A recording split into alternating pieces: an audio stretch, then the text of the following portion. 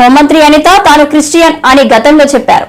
ఇప్పుడు హిందూ అని చెబుతున్నారని వైఎస్ఆర్సీపీ ఎమ్మెల్సీ వరదు కళ్యాణి అన్నారు. అనిత తిరుపతి వెళ్లినప్పుడు డిక్లరేషన్ తీసుకున్నారా అని ఆమె ప్రశ్నించారు. శ్రీవారి లడ్డు విషయంలో వైఎస్ జగన్మోహన్ రెడ్డి ఏ తప్పు చేయలేదు కాబట్టి సిబిఐ డిమాండ్ చేస్తున్నామని పేర్కొన్నారు.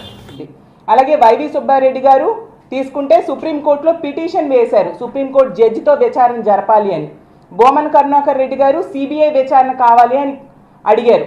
ఏ తప్పు చేయలేదు కాబట్టి ఇంత ధైర్యంగా మా పార్టీ నాయకులు అడుగుతూ ఉన్నారు, ఒక పెద్ద స్థాయిలో కేంద్ర స్థాయిలో విచారణ జరగాలని. కానీ చంద్రబాబు నాయుడు గారు తీసుకుంటే ఎంతసేపు సిట్ విచారణ అంటూ ఉన్నారు. సిట్ అనే వాళ్ళు చంద్రబాబు నాయుడు గారు నిల్చోమంటే నిల్చొని కూర్చోమంటే కూర్చునే ఒక దర్యాప్తు సంస్థ. చంద్రబాబు నాయుడు గారి దగ్గర పనిచేసే వాళ్ళు అతను చెప్పిన మాటలు వెల్లివేస్తారు తప్ప సొంతంగా ఎలా నిర్ణయాలు తీసుకుంటారు? ఎందుకు సిబిఐ విచారణకు చంద్రబాబు నాయుడు గారు వెనుకడుగు వేస్తూ ఉన్నారు? ప్రజలకు అర్థమైపోయింది. ఈ 10 రోజులుగా సిబిఐ విచారణకు తెలుగుదేశం పార్టీ అయినా చంద్రబాబు నాయుడు గారైనా అతని మంత్రులు కానీ వెనకడుగు వేస్తూ ఉన్నారు. అంటే వీళ్ళు అబద్ధం చెప్పారు, అందుకే వీళ్ళు భయపడుతున్నారు అనే విషయం అర్థమైపోయింది. అందువల్ల ఈ చర్చలో ఈ తెలుగుదేశం పార్టీ కానీ కూటమిలో ఉన్న మంత్రులు ఆ నాయకులు భయపడి ఇప్పుడు ఇష్టం వచ్చిన అబద్ధాలు మాట్లాడడం స్టార్ట్ చేశారు.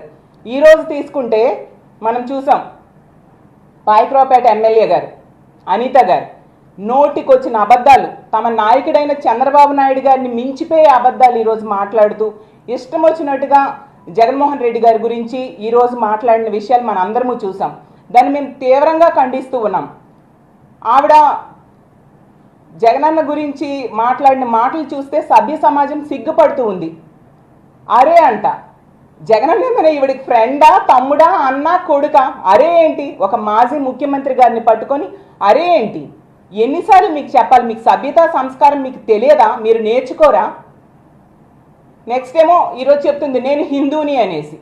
ఆవిడ గతంలో ఒక ఇంటర్వ్యూలో నేను క్రిస్టియన్ని, నా కారులో బైబిల్ ఉంటుంది, నా పర్సులో బైబిల్ ఉంటుంది అనేసి ఆవిడే స్వయంగా చెప్పారు.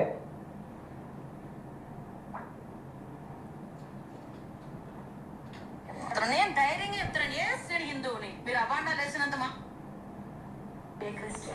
నేను మ్యారేజ్ ఇప్పటికీ కూడా నా బ్యాగ్ లో బైబిల్ ఉంటుంది, సేమ్ టైం నా కార్ లో బైబిల్ ఉంటుంది, బైబిల్ లేకుండా బయటకు వెళ్తాను. నేను ధైర్యంగా చెప్తాను, నేను హిందువుని, మీరు అబాండాలు వేసినంత మాత్రం నేనే వెంకటేశ్వర స్వామికి దూరం అయిపోలేదు కదా. అండ్ క్రిస్టియన్ నేను మ్యారేజ్ ఇప్పటికీ కూడా నా బ్యాగ్ లో బైబిల్ ఉంటుంది, సేమ్ టైం నా కార్ లో బైబిల్ ఉంటుంది, బైబిల్ లేకుండా బయటకు వెళ్తాను. నేను ధైర్యంగా చెప్తాను, నేను హిందువుని, మీరు అబాండాలు వేసినంత మాత్రం నేనే వెంకటేశ్వర స్వామికి దూరం అయిపోలేదు కదా. గంటకు ఒక మాట మాట్లాడే ఈవిడ జగన్మోహన్ రెడ్డి గారి గురించి మాట్లాడే అర్హత ఈవిడకు ఉందా అని నేను ప్రశ్నిస్తూ ఉన్నాను.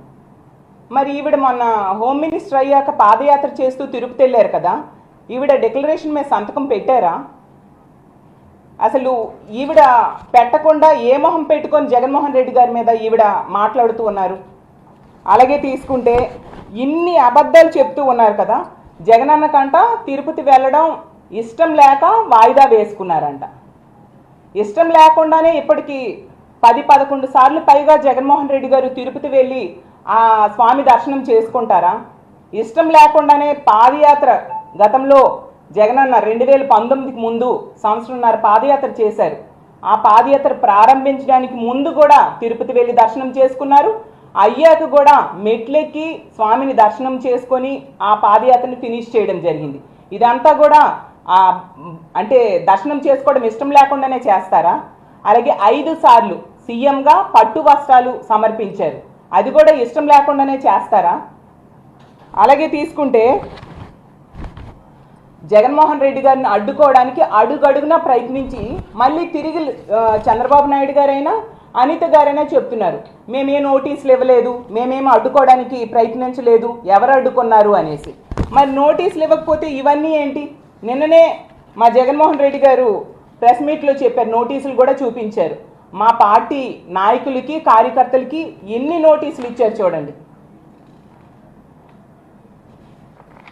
చిత్తూరు, అలాగే కడప, అనంతపురం, ఆ డిస్ట్రిక్ట్స్లో ఆ చుట్టుపక్కల జిల్లాల్లో ఉన్న నాయకులందరికీ కూడా పోలీస్ నోటీసులు ఇచ్చి అక్కడికి వెళ్ళొద్దు అంటూ అలాగే సదరు కార్యక్రమానికి అనుమతి లేనందున అంటే జగనన్న పర్యటనకు మాజీ ముఖ్యమంత్రి వర్యులు వైఎస్ జగన్మోహన్ రెడ్డి గారు తిరుపతి సందర్శన ఉన్నందున సదరు కార్యక్రమానికి అనుమతి లేనందున అంటూ ఇంత క్లియర్గా నోటీసులు ఇస్తే అనిత గారు మేమెవ్వరికి నోటీసులు ఇవ్వలేదు అని చెప్తున్నారు. అంటే ఒక హోమ్ మినిస్టర్గా ఉన్న ఆవిడ ఇలాంటి పచ్చి అబద్ధాలు చెప్పవచ్చా? ఒక ముఖ్యమంత్రి స్థాయిలో ఉన్న చంద్రబాబు నాయుడు గారు మేము ఎక్కడ అడ్డుకున్నాము అంటూ ఇలాంటి మాటలు మాట్లాడవచ్చా? ఏం సందేశం మీరు ఇస్తూ ఉన్నారు? గతంలో మనందరము చూసాం, అమిత్ షా గారు బీజేపీ అధ్యక్షులుగా ఉండేప్పుడు అతను తిరుపతి వస్తే రాళ్ళు వేయించారా లేదా? ఇదే తెలుగుదేశం పార్టీ శ్రేణులు. కానీ ఇప్పుడు దురదృష్టం ఏంటంటే అదే బీజేపీతో కూటమిగా ఇదే తెలుగుదేశం పార్టీ శ్రేణులు ఉన్నారు. ఒకసారి పాత రోజులు గుర్తు తెచ్చుకోండి. పక్క రాష్ట్రాల నుంచి కూడా మనుషులను తీసుకొచ్చి జగనన్న పర్యటనని ఇబ్బంది కలిగించడానికి ప్రయత్నించారా లేదా? భజనలు చేస్తూ ఒక ఆమె వచ్చింది, జగనన్నని ఎంటర్ కానివ్వదంట. అసలు ఆవిడ ఎవరు ఎంటర్ కానివ్వను అని చెప్పడానికి?